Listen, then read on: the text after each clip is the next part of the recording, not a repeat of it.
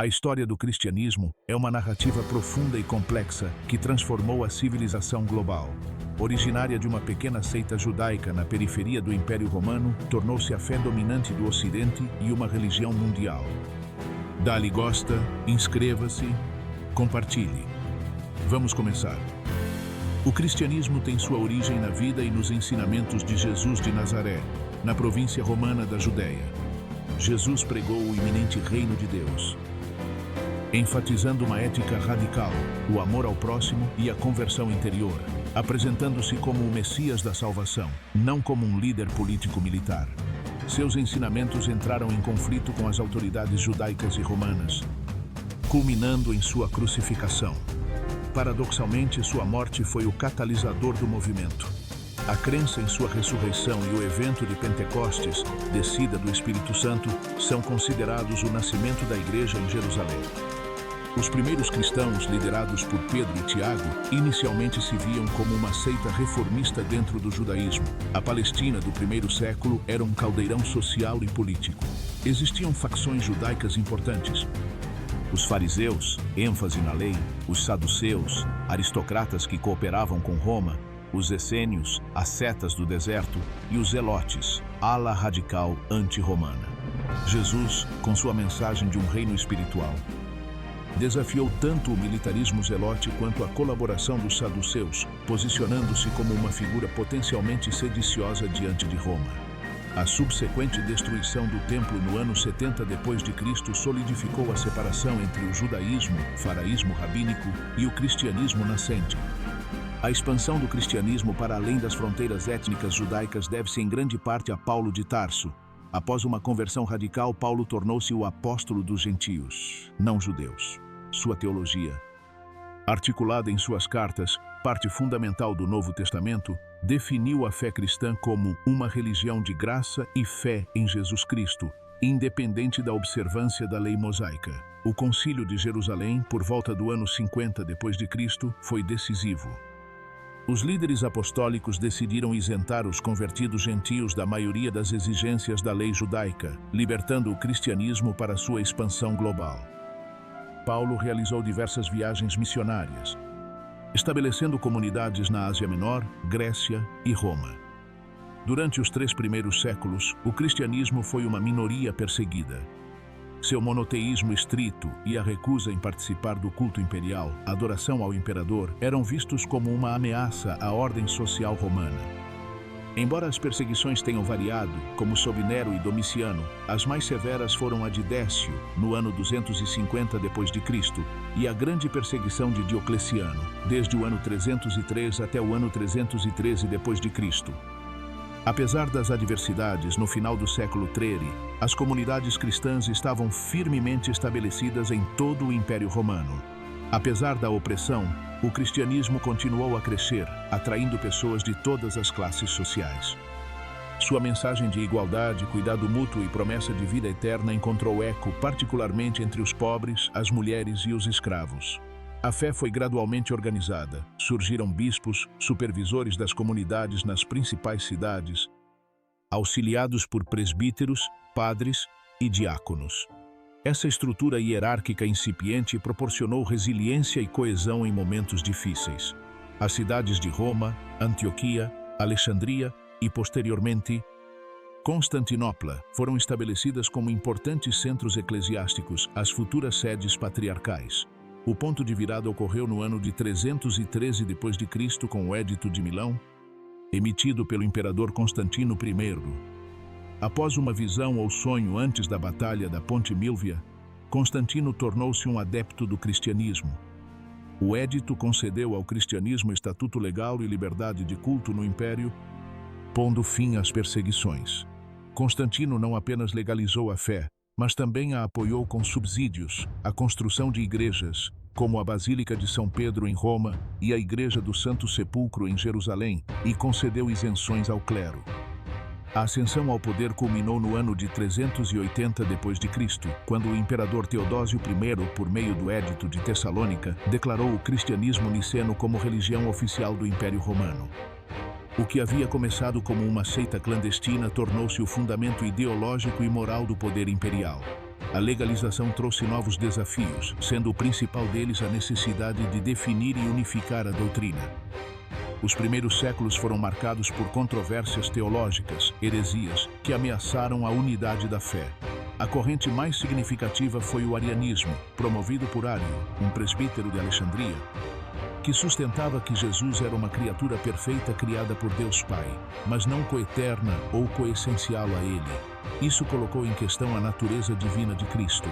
Para resolver a disputa, Constantino convocou o primeiro concílio ecumênico em Niceia, no ano de 325 d.C.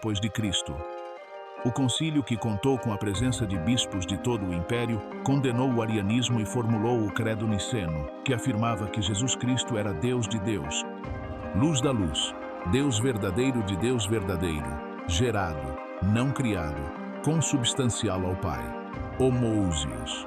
Outros concílios importantes, conhecidos como concílios ecumênicos, aceitos pelas igrejas ortodoxa e católica, continuaram a definir a cristologia. Constantinopla foi o primeiro, no ano de 381 d.C., a confirmar o Credo Niceno e afirmar a divindade do Espírito Santo. Éfeso, no ano de 431 d.C., condenou o nestorianismo, que separava demasiadamente as naturezas humana e divina de Cristo, e declarou Maria como virgem. Theotokos, mãe de Deus, e Calcedônia, no ano 451 d.C., é talvez a mais crucial, pois definiu que Cristo tem duas naturezas, divina e humana, coexistindo sem confusão, sem mudança, sem divisão, sem separação, em uma só pessoa, hipóstase. O Concílio de Calcedônia, embora tenha resolvido a disputa para a maior parte do império, também causou a primeira grande divisão permanente na cristandade.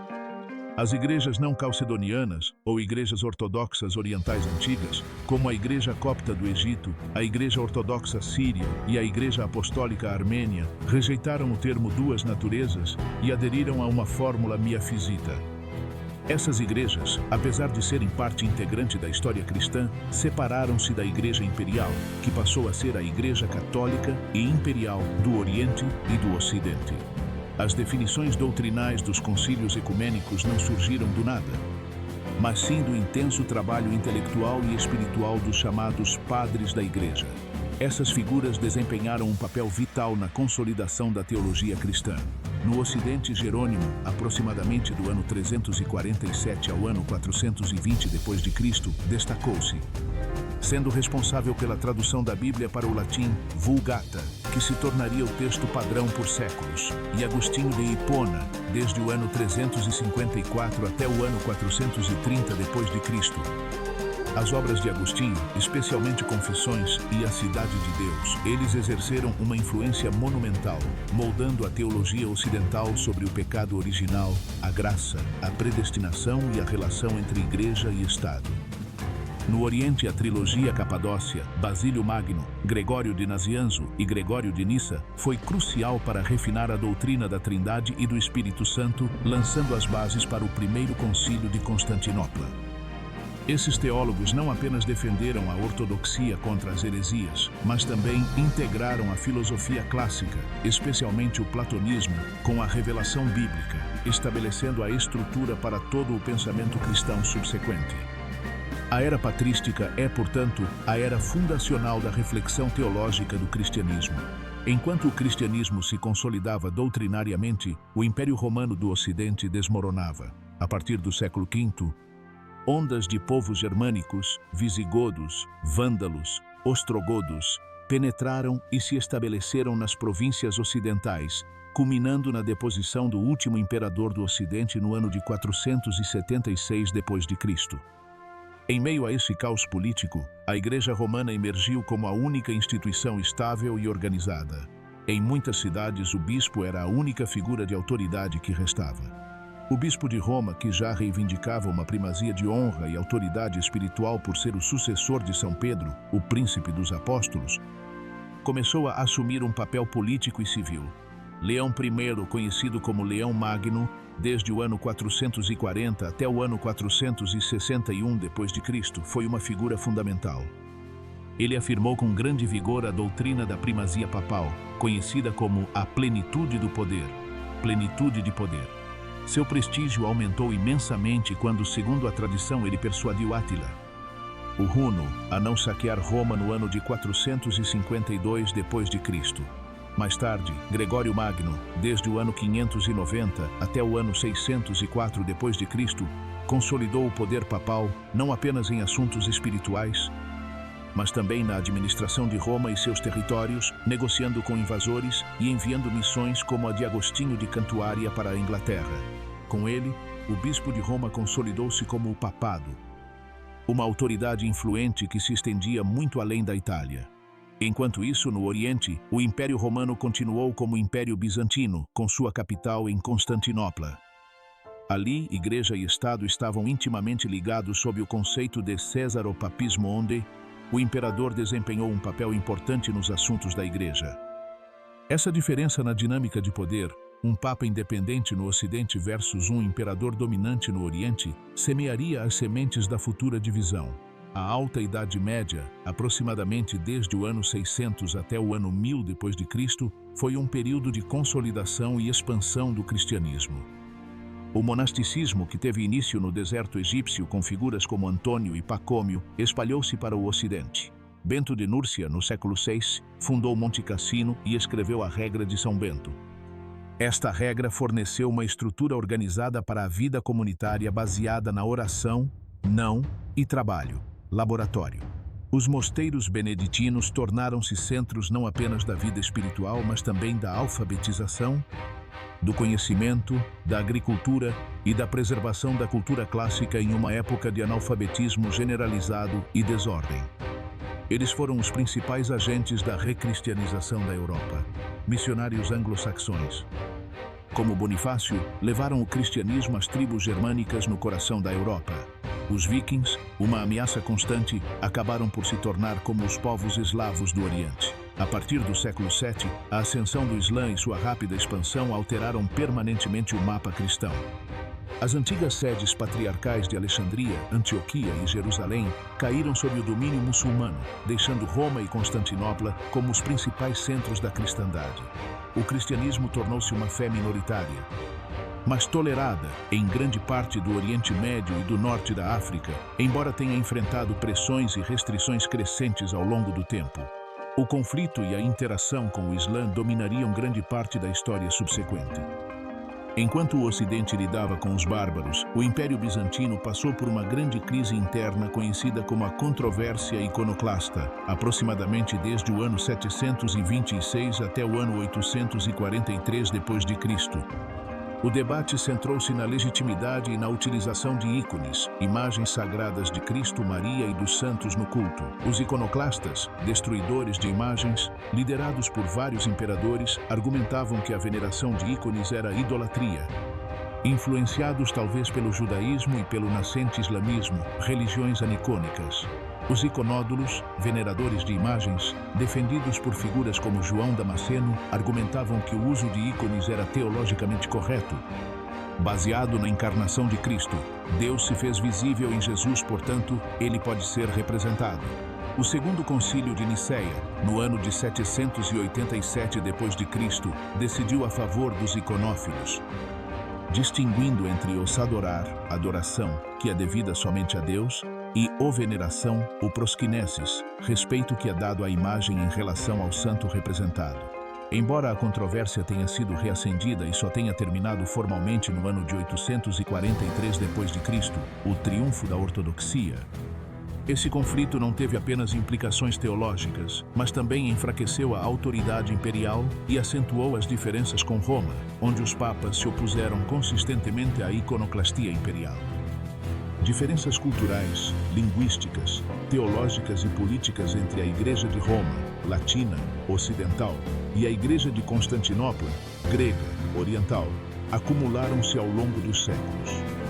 As principais diferenças incluem o uso do latim pelo Ocidente e sua cultura germânica romana profundamente enraizada, enquanto o Oriente utiliza o grego e se baseia na tradição bizantina. Teologicamente, o Ocidente tendeu a se concentrar mais na legalidade e na justificação, influência de Agostinho, enquanto o Oriente se concentrou mais na teose, divinização e misticismo, a adição ocidental ao credo niceno da frase. E para o meu filho a expressão "e do filho", para descrever a processão do Espírito Santo, foi rejeitada pelo Oriente, que insistia na fórmula original, que o Espírito Santo procede somente do Pai. E, finalmente, o Papa em Roma exigiu uma primazia universal de jurisdição sobre toda a Igreja, ao contrário do Patriarca de Constantinopla e dos outros patriarcas orientais, que reconheciam apenas uma primazia de honra, considerando-o o primeiro entre iguais. Primeiro entre iguais. O ponto culminante dessas tensões foi o grande cisma no ano de 1054. Após uma tentativa fracassada de reconciliação, o delegado papal, cardeal Humberto, excomungou o patriarca Miguel Cerulário em Constantinopla. Cerulário, por sua vez, excomungou os legados papais. Embora o evento não tenha sido inicialmente visto como definitivo, a excomunhão mútua, juntamente com eventos subsequentes como as cruzadas, especialmente o saque de Constantinopla pelos cruzados latinos no ano de 1204, solidificou a divisão, criando formalmente a Igreja Católica Romana no Ocidente e as igrejas ortodoxas orientais no Oriente. O final da Idade Média, aproximadamente desde o ano 1000 até o ano 1500 d.C., viu o papado atingir o auge de seu poder temporal e espiritual. Papas como Inocêncio III, desde o ano de 1198 até o ano de 1216 d.C., consideravam-se não apenas vigários de Pedro, mas também vigários de Cristo, com autoridade sobre reis e imperadores. Este período também testemunhou o florescimento da teologia e da escolástica, com figuras como Tomás de Aquino, que tentou sintetizar a fé cristã com a filosofia de Aristóteles. Curta, inscreva-se e compartilhe. As cruzadas começaram quando o Papa Urbano II convocou a primeira cruzada no ano de 1095 para libertar a Terra Santa do domínio muçulmano. As cruzadas foram uma série de campanhas militares que combinaram fervor religioso, ambição política e, por vezes, ganância econômica. Embora as cruzadas tenham conseguido estabelecer reinos latinos temporários, seu legado é complexo e frequentemente violento, tensionando permanentemente as relações com o mundo islâmico após o ano de 1204, com a Igreja Ortodoxa. No final da Idade Média, a Igreja Ocidental sofreu uma série de crises. A peste negra dizimou a população e gerou profundas questões teológicas. O cisma do Ocidente, desde o ano de 1378 até o ano de 1417 d.C., viu a Igreja dividida com até 3 papas rivais simultaneamente, o que minou gravemente a autoridade e a credibilidade do papado. Esses problemas internos criaram um desejo generalizado de reforma, que a hierarquia, no entanto, foi incapaz de satisfazer. O auge intelectual do final da Idade Média concentrou-se nas universidades emergentes: Paris, Bolonha, Oxford, onde floresceu a escolástica. Este método, caracterizado pela síntese lógica e dialética, procurava reconciliar a fé cristã com a razão. Tomás de Aquino, desde o ano de 1225 até o ano de 1274 d.C., é sua figura principal. Em sua obra-prima, A Summa Theologica, ele utilizou a filosofia aristotélica, redescoberta por meio de fontes árabes, para estruturar e defender a doutrina cristã. Suas 5 maneiras de provar a existência de Deus e sua distinção entre fé e razão permanecem fundamentais para a teologia católica. Paralelamente ao escolasticismo, surgiram as ordens mendicantes, frades, em contraste com os monges beneditinos que permaneceram em seus mosteiros. Liderados por São Francisco de Assis, franciscanos, e São Domingos, dominicanos, esses frades renunciaram à propriedade pessoal e viveram de esmolas, mendigo, e eles se dedicaram à pregação itinerante e ao serviço nas cidades. Os dominicanos eram conhecidos por seu zelo intelectual e desempenharam um papel crucial nas universidades e na Inquisição, enquanto os franciscanos se concentravam na pobreza radical e na imitação de Cristo. Seu surgimento dinamizou a vida religiosa e forneceu à Igreja uma força apostólica móvel para combater a heresia e servir a crescente população urbana. O Renascimento trouxe consigo um renovado interesse pela antiguidade clássica e um novo foco no humanismo.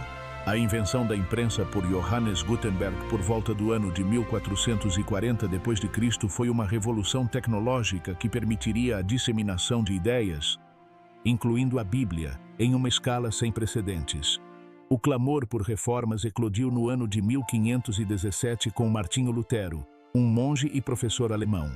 Lutero, profundamente preocupado com a venda de indulgências e com a teologia da salvação da Igreja Católica, pregou suas 95 teses na porta da igreja de Wittenberg.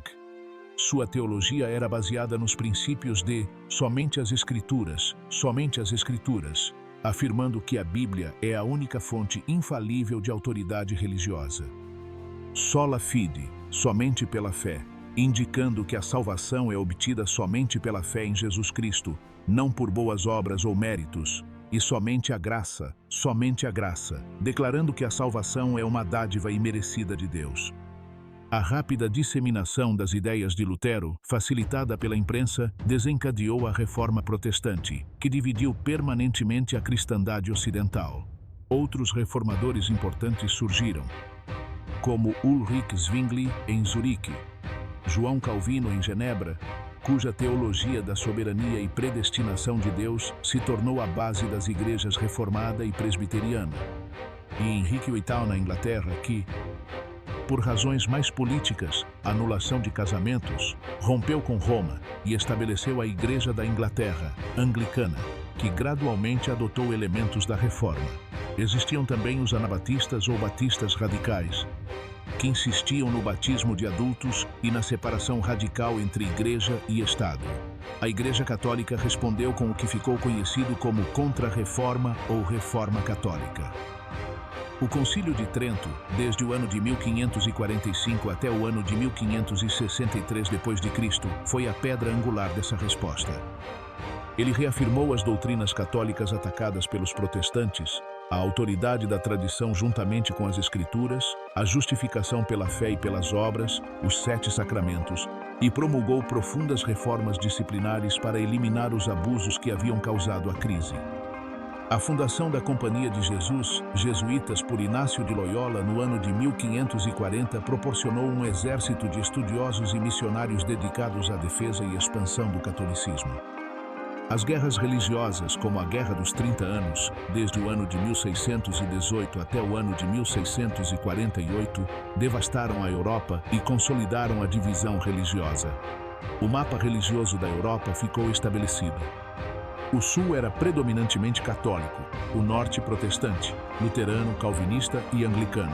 O impacto de João Calvino, desde o ano de 1509 até o ano de 1564, na história cristã é comparável ao de Agostinho ou Lutero. Sua obra fundamental, Instituição da Religião Cristã, publicado no ano de 1536 e revisado até o ano de 1559, tornou-se o compêndio sistemático da teologia protestante. Diferentemente de Lutero, cuja reforma começou com uma crise de consciência a respeito da salvação, Calvino buscou estruturar a vida religiosa e civil em torno da soberania absoluta de Deus. Sua teologia, frequentemente resumida pelo acrônimo TULIP, centra-se nos 5 pontos do calvinismo: depravação total, eleição incondicional, expiação limitada, graça irresistível e perseverança dos santos. Além da teologia, Calvino implementou uma reforma rigorosa em Genebra, criando uma estrutura eclesiástica, pastores, mestres, presbíteros e diáconos, que regulamentava tanto a doutrina quanto a moral pública. Essa visão de uma comunidade sagrada, disciplinada e educada, combinada com sua ética de trabalho e ascetismo, influenciou profundamente o desenvolvimento do capitalismo inicial e da cultura democrática na Escócia, presbiterianismo, Holanda e América do Norte, puritanismo. Seu legado é a base de um dos ramos mais duradouros e geograficamente disseminados do protestantismo. O período da Reforma coincidiu com a era das grandes navegações que levou o cristianismo a um cenário verdadeiramente global. As potências ibéricas, Espanha e Portugal, fervorosamente católicas, levaram sua fé para as Américas, África e Ásia. Nas Américas, a fé católica criou raízes firmes por meio do trabalho de missionários como os franciscanos, dominicanos e jesuítas, que frequentemente protegiam as populações indígenas dos abusos dos colonizadores, embora também fizessem parte da imposição cultural. Na América do Norte, católicos franceses e espanhóis, juntamente com puritanos, quakers e outros grupos protestantes ingleses, estabeleceram diversas tradições religiosas. Na Ásia e na África, Francisco Xavier, um dos fundadores da ordem jesuíta, levou o catolicismo para a Índia, o Sudeste Asiático e o Japão.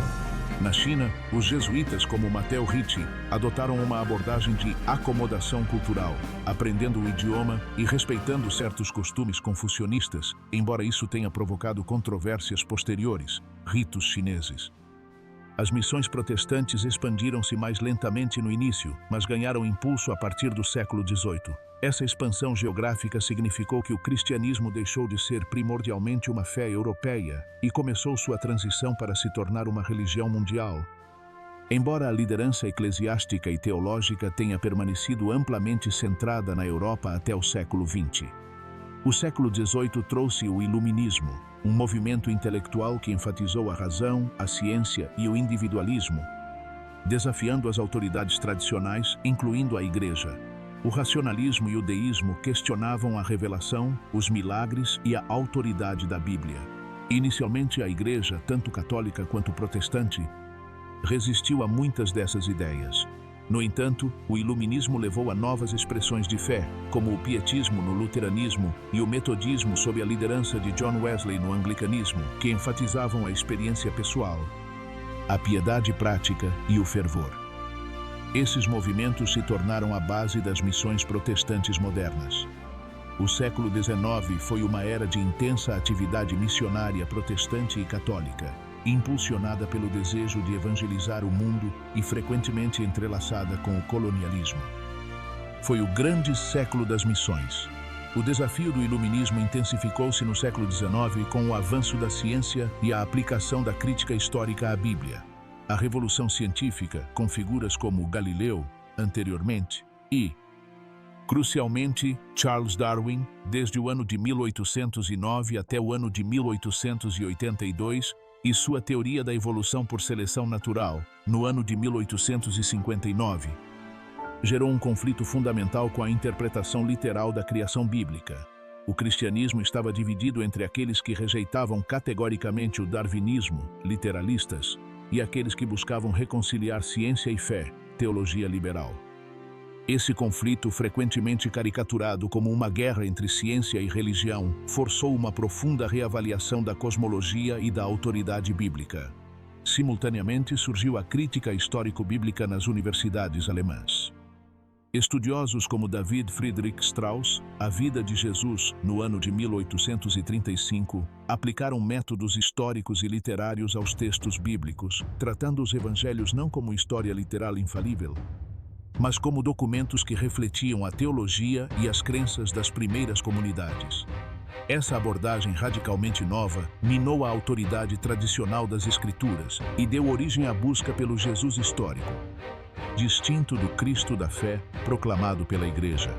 A resposta das igrejas variou. O catolicismo reagiu com cautela e frequentemente com condenação. Exemplo, Programa de Erros de Pio IX, defendendo a tradição e a autoridade magistral. O protestantismo se polarizou.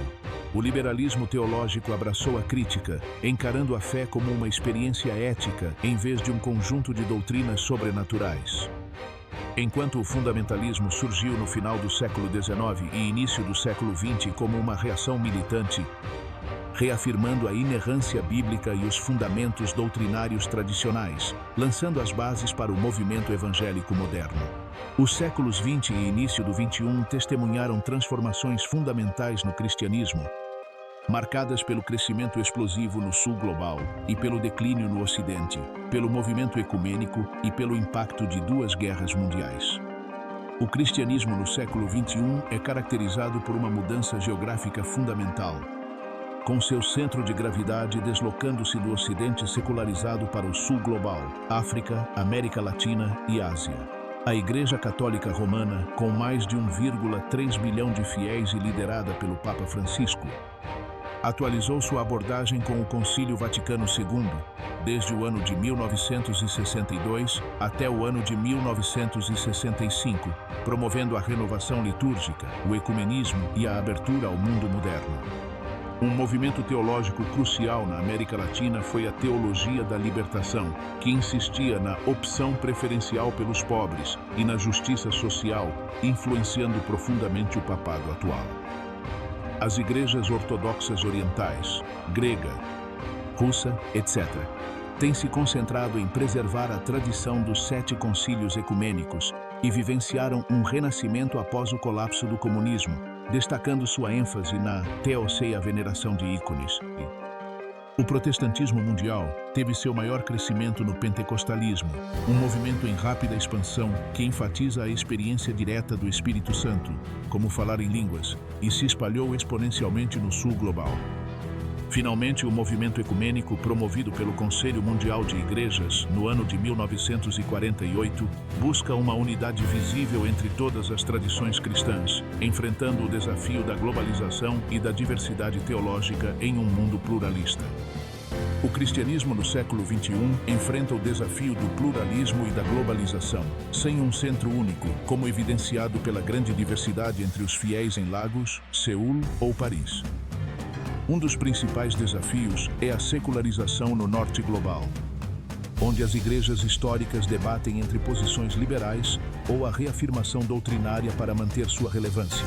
Em contraste, o sul global é demograficamente vibrante, culturalmente conservador e influente, redefinindo dogmas. A tecnologia por meio das redes sociais conectou igrejas, mas